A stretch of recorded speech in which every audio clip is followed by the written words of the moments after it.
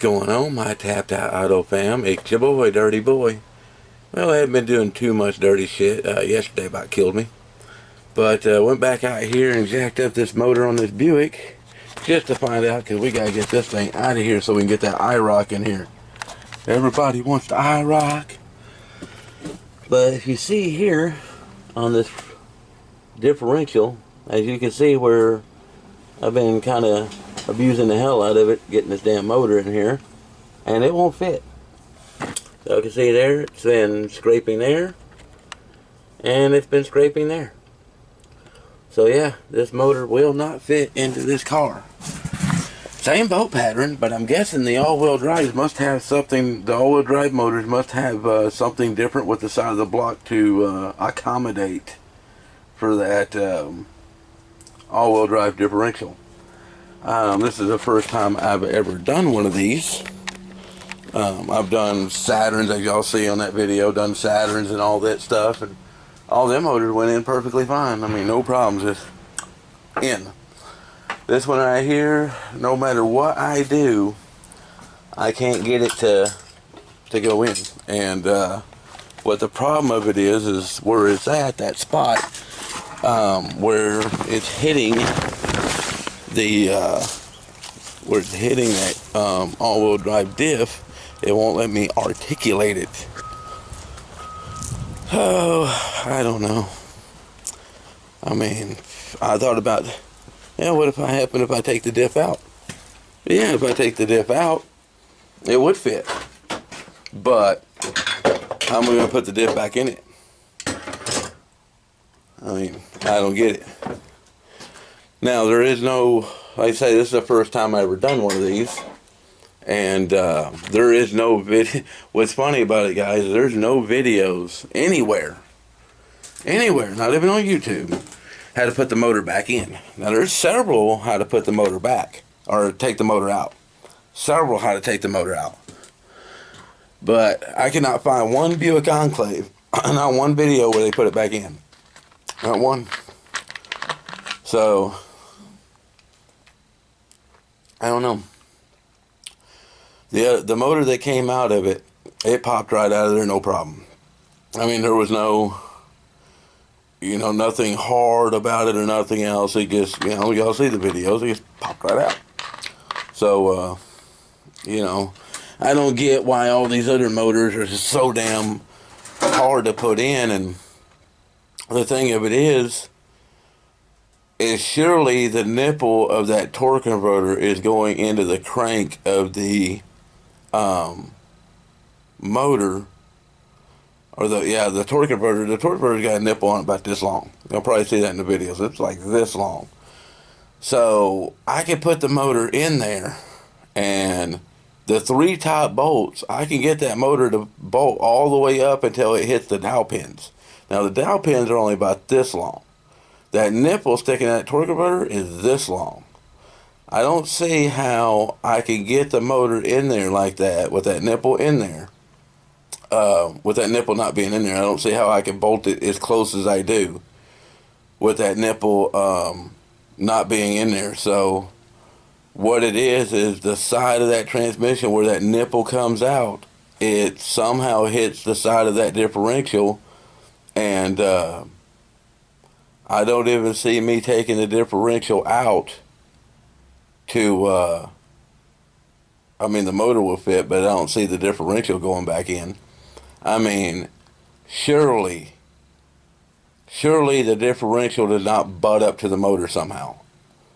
Surely not. I mean, that would be the most terrible design in the world, and I don't remember seeing that when I took the motor out. I don't. Not at all. All it is just like one side of the motor like has a nipple that sticks out about this far, and it kind of goes out like this and back in. And I see if that oil pan in the side of the block right there, if it was flat, it would go right in, no problem, slide in. But it's not flat, it kind of bows out a little bit. So I don't get it, and there's not enough room in between that I could see in between the differential and the motor that even if I did take it out, that differential is even going to fit. I just don't see that. I mean, there has to be some type of play in between the motor and the diff. There has to be. I mean, if somehow, and like I say, I've never done one of these cars before, but I put in hundreds of motors in my 30 years of doing this shit. And probably list over 100 motors. You know, I'm not going to say 200 or nothing like that, but I'd say somewhere floating around 100 motors I put in my life. Somewhere around there. You know, not going to exaggerate, but yeah, somewhere around 100 motors, I'm guessing. And I've never had a problem like this, ever. That Saturn, you know, that is supposed to be one of the most complex motors to put in a vehicle ever, you know, went right in. I can't get nobody to even talk to me about this damn car. I've called mechanic shops. I've called buddies that I know and stuff like that, and they either say that they don't know nothing about them, or, you know, I wished I knew all this before I took the job, but, you know, like I say, I'm trying to help these people out and stuff. You know, the people's going through some hard times right now and stuff, and, you know, the dealership and stuff probably charge them upwards of 10 grand to put a motor in this damn thing, you know, and at least upwards of 10 grand to put a motor in this thing, and you know, I don't know what to do. And a lot of people's like, well, why don't you go to, you know, I still have people, why don't you go get a used one? No, I'm not getting a used one. Those motors are garbage. The 3.6 is garbage. And it ain't me saying it. It's Chevrolet that built the damn things. They're garbage. As well as their 1.4s, as well as their 1.8s that they put in the Chevy Cruze and shit like that. Those are garbage. I don't give a damn what you say. Those are garbage. They are. Probably in the last 6 months, I think now it's like 5 3.6s, and I think now it's like 6 or 7 1.4s to 1.8s in the Chevy Cruzes and stuff like that, and they're just garbage. The 1.8 and the 1.4s, the timing chains go out of them with less than 80,000 miles. There's one car, Olidian, it's got 50-something thousand miles on that car. Engine grenaded. The timing guides inside the motor just exploded. Just horrible, horrible vehicles. I just can't express anymore not to buy a newer Chevrolet.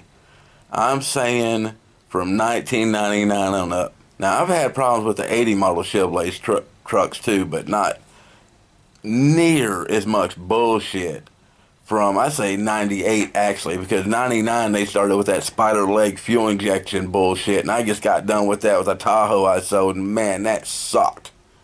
You know, that truck ran good though.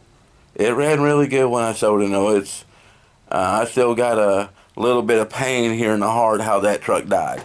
That truck should have been still on the road for many years. It should have.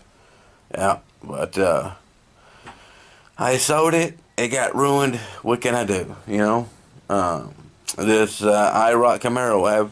The only problems I have with these damn 30 gen Camaros is, man, it is a pain in the ass to change the spark plugs.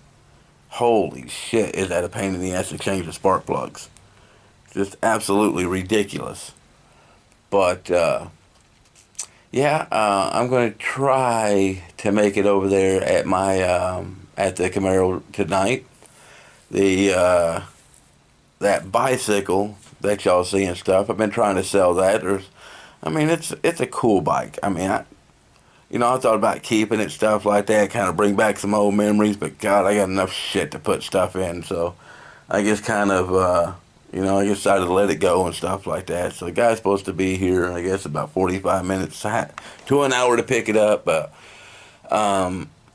where the Camaro's at, stuff like that, the people go to sleep at 7:30. 7:30. Nope, 7:30. They go to bed at 7:30. Supposed to be her dad's his work schedule and stuff that he used to have before he retired. He had to go to bed at 7:30 and wake up, ass crack of dawn or something like that, 4 or 5 o'clock in the morning to go to work. So, I mean, he got used to that routine, so he sticks with it. So, yeah.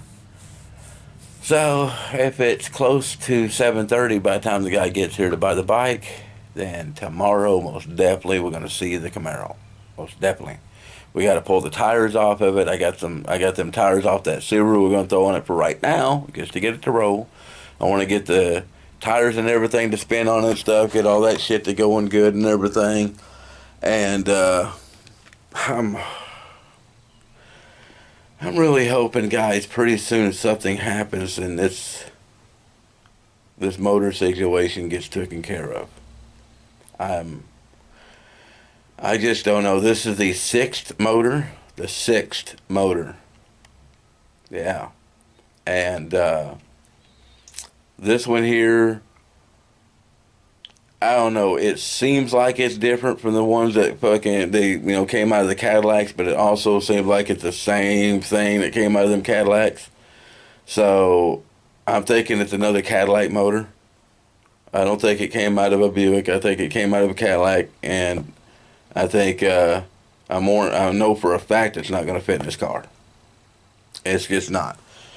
I mean, there's probably a good quarter of an inch that it needs to articulate to get into its hole. And I'm more than positive that I am putting that nipple of the torque converter in that crankshaft, and when I do, the flywheel is right up against the bell housing. I mean, you can't move it. So, yeah. I mean, if there is, I don't see that I should have to take the differential out, so that I didn't have to take the differential out to take the motor out. Let's say when that motor came out, it just popped right out. It wasn't long like, trying to get the motherfucker. No. Just pry bar, and it just popped itself right out, just like a motor should. No problems. And I should be able to get this damn other motor in, no problems. I should have it lined up level, just like I did with the Saturn, and it should just slide in, slide back, bolt up. Right? Am I right? Or do I have to take that differential off, wrestle that motherfucker in there somehow, bolt it all up, and then somehow smash the differential into the side of the block of that motor and bolt it up? I don't see why is it that hard. I just can't get that, guys. I can't. I mean, I honestly can't get that. And no matter how I articulate the motor or what I do to get the damn thing to fit in there, it won't fit. So it is, what time we got now, guys? 12:04. So probably ain't gonna be no, 12:04. What time is it? 4:13. It's 4:13. So I got 3 hours.